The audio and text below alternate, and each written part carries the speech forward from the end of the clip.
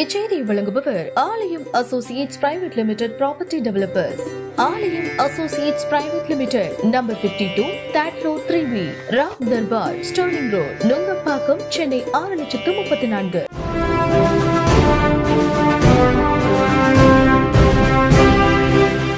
மயிலாடுதுறை மாவட்டம் மயிலாடுதுறை நகரின் நடுவே காவிரி ஆறு ஓடுகின்றது. காசிக்கு நிகரான 6 ஸ்தலங்களில் மயிலாடுதுறையும் ஒன்றாகும். ரிஷப தேவருக்கு ஏற்பட்ட செருக்கை அடக்க சிவபெருமான் அளித்த சாபம் நீங்க ரிஷபதேவர் இங்கு காவிரியில் நீராடியதாக புராண வரலாறு கூறுகின்றது.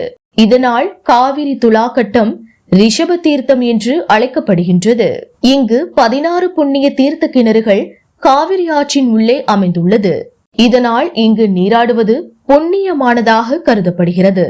ஆடி அமாவாசை, தை அமாவாசை, மகாலயபட்சம், மத்தியாஷ்டமி உள்ளிட்ட காலங்களில் இங்கு நீராடி முன்னோர்களுக்கு செய்ய வேண்டிய திதி உள்ளிட்ட பலி கர்ம பூஜைகள் சிறப்பாக நடைபெறும்.